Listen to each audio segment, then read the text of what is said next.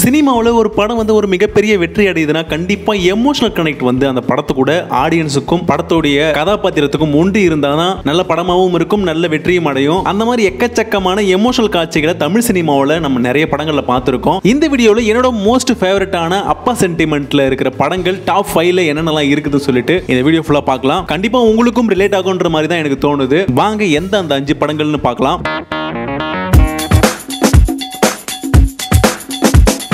எப்பவுமே அப்பாவுடைய அன்பு வந்து பெருசா வெளியே காட்டிக்க மாட்டாங்க. தன்னுடைய கஷ்டத்தை உள்ளுக்குள்ள வச்சுக்கிட்டு குடும்பத்தோட சந்தோஷம் தான் முக்கியம்னு சொல்லிட்டு ராப்பகலா உழைச்சிக்கிட்டு இருக்க அப்பாக்கள் நிறைய பேர் இருக்காங்க. இந்த லிஸ்ட்ல நான் சூஸ் பண்ணதும் அந்த மாதிரி யதார்த்தமான நடிப்பை காட்டினதும், யதார்த்தமா ஒரு வீட்டுக்குள்ள என்ன மாதிரியான ஒரு ரிலேஷன்ஷிப் அப்பா பசங்களுக்குள்ள இருக்குமோ அந்த மாதிரியான படங்கள் தான் எடுத்திருக்கேன். அதுல நம்பர் 5ல எனக்கு ஃபேவரட்டான ஒரு படம் வந்து திருச்சிற்றம்பலம். லாஸ்ட் இயர் தான் ரிலீஸ் ஆச்சு. தனுஷ் அவர்களுடைய படம். தனுஷ் அவர்களுக்கும் அவங்க கூட அப்பாவா நடிக்கிறவங்களுக்கும் நல்ல கெமிஸ்ட்ரி. யார் நடிச்சாலும் ரொம்பவே அழகா சூப்பரா எடுத்து போவார். படம் ஃபுல்லா அப்பாவுக்கு பிடிக்காத புள்ளையாவா தான் இருப்பாரு. திருச்சிற்றம்பலம் படத்துல ரொம்ப இன்னசென்ட்டா எந்த வம்பு தும்புக்கும் போகாம ஒரு இன்சிடென்ட்க்கு அப்புறமா ஆளே டோட்டலா மாறி இருப்பாரு. அந்த இன்சிடென்ட்க்கு அப்பா காரணம்ன்ற ஒரு காரணத்துக்காக அப்பா மேல அவ்வளவு வெறுப்பா இருப்பாப்ல. வாடா போடான்னு சொல்ற அளவுக்கு அந்த ரிலேஷன்ஷிப் போய் இருந்திருக்கும். ஒரு மொமெண்ட்ல பிரகாஷ் ராஜ் அவர்களுக்கு உடல்நிலை சரியில்லாம போன காரணத்துக்கு அப்புறமா ஒரு மொமெண்ட்ல தனக்குள்ளார இருக்கிற அப்பா பாசம் வெளிவந்து அப்பாவுக்கும் பையனுக்குமான ஒரு உறவு என்ன மன்னிக்கவே மாட்டியாடான்னு கேட்கும் போது அனிருத்துடைய பேக்ரவுண்ட் ஸ்கோர்லாம் வந்து அந்த படத்தையே ஒரு ஃபீல் குட்டான படமா எடுத்து போய் முடிஞ்சிருக்கும். அந்த இன்சிடென்ட்க்கு அப்புறமா அப்பாவுக்கும் மகனுக்குமான ஒரு ரிலேஷன்ஷிப்புமே ரொம்பவே ஃப்ரெண்ட்லியா சூப்பரா போயிருக்கும். சோ அது எனக்கு ரொம்ப பிடிச்ச ஒரு படம். லிஸ்ட்ல 4வது இடத்துல இருக்கிறதும் தனுஷ் அவர்களுடைய படம் தான். அப்படியே ரீவைண்ட் பண்ணி பின்னாடி போனா 2007ல பொல்லாதவன் படம் ரிலீஸ் ஆச்சு. வெற்றிமாறனுடைய ஃபர்ஸ்ட் படம். டிபிக்கல் ஒரு மிடில் கிளாஸ்ல இருக்கிற அப்பா என்ன மாதிரியான ஒரு மைண்ட் செட்ல இருப்பாரோ அப்படியே டிட்டோ உருவாக்கி வச்சிருப்பாரு வெற்றிமாறன் அவர்கள். சைக்கிள்ல தண்ணி கேன் போடுற மாதிரியான வேலையை பார்த்துக்கிட்டு இருக்க அப்பா கிட்ட பைக் எதிர்பார்க்கிற மாதிரியான மைண்ட் செட், அவர்கிட்ட போயிட்டு காசை எதிர்பார்க்கறது, இந்த மாதிரியான மைண்ட் செட்ல இருக்கிற ஒரு நார்மலான மிடில் கிளாஸ் பையன் லைஃப்ல அப்பாவை என்ன மாதிரியான பார்வையில வச்சிருப்பான்ற மாதிரி ரொம்பவே தத்ரூபமா காட்டியிருப்பாங்க. என்னதான் அப்பா மேல கடுப்பு இருந்தாலும் அப்பாவுக்குன்னு ஒண்ணு வரும்போது ரோட்ல இறங்கி சண்டை போடுற மொமெண்ட்லாம் அப்படியே வேற மாதிரியான எமோஷனல் மொமெண்ட்டுக்கு கொண்டு போகும். ரியாலிட்டி அதுதான். நிறைய பசங்கள் வந்து அப்பா மேல டைரக்டா பாசத்தை காட்ட மாட்டாங்க. அதே அப்பாவுக்கு ஒண்ணுனா இறங்கி வந்து செய்வாங்க.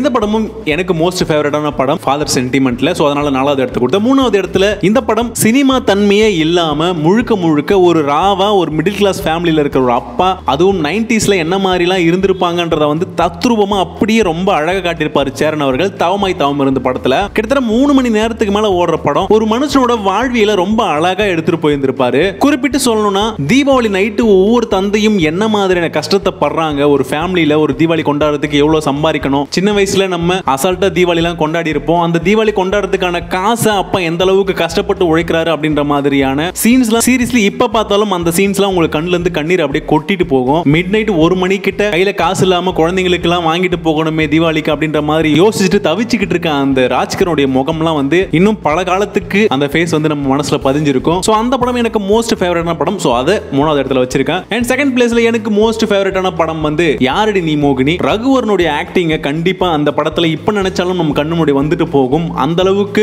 ரொம்ப இயல்பா நடிச்சிருப்பாப்ல.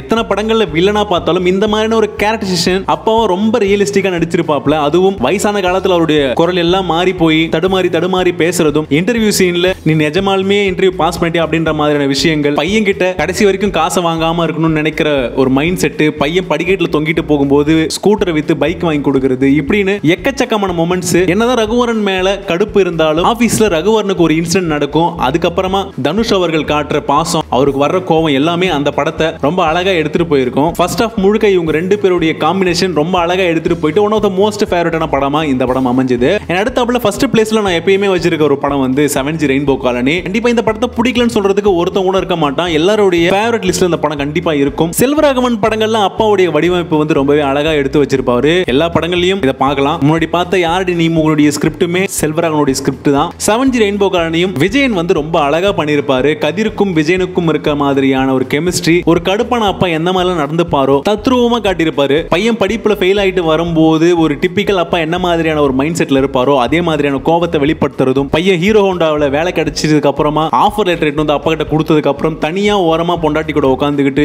மனசுல இருக்கிற பாசத்தெல்லாம் வெளியே கொண்டு வரும்போது ஒரு நடிப்பு இருக்கும். அதை பக்கத்துல இருந்து தூங்காம கேட்டுட்டு இருக்க கதிரோடைய ரியாக்ஷன், இது எல்லாமே இந்த படத்தை வந்து ரொம்ப எமோஷனலா கொண்டு போய் விட்டுரும். அடுத்தாப்புல வேலை கிடைச்சதுக்கு அப்புறமா டெய்லி பால் வாங்க அனுப்புற பையனை விட்டுட்டு அவரே காலையில பால் வாங்கிட்டு வர மாதிரியான சீன்ஸ்லாம் ரொம்ப எமோஷனலாவும் மனசுக்கு நிறையவுமே இருக்கும். கிளைமேக்ஸ் வரைக்கும் பையனை விட்டு கொடுக்காத ஒரு மைண்ட் செட் சப்ஜெக்ட்ல விஜயன் அவர்கள் நடிப்பு ரொம்பவே அழகா இருக்கும். சோ இந்த படம் எனக்கு ஆல் டைம் ஃபேவரட்னா ஒரு அப்பா சென்டிமெண்ட் படம். இன்னும் எக்கச்சக்கமான படங்கள் இருக்குது. கண்டிப்பா உங்களுக்கும் ஒரு அப்பா சென்டிமெண்ட்ல இருக்கிற ஃபேவரட்டான படங்கள்லாம் இருக்கும். இந்த லிஸ்ட்ல இருக்கிற 5 படங்கள்ல உங்களுக்கு ஃபேவரட்டா ஏதாவது இருந்தனா அதை கீழே மென்ஷன் பண்ணிடுங்க. உங்களுக்கு மத்த படங்கள் ஏதாவது பிடிச்சிருந்தனா அதையும் கீழே மென்ஷன் பண்ணுங்க, பார்த்து தெரிஞ்சுக்கலாம். இந்த வீடியோ கொடுத்த கருத்துக்களை கீழே கமெண்ட்ஸ்ல கமெண்ட் பண்ணுங்க. இன்னொரு வீடியோல சந்திக்கிறேன். By from dude Ashwin.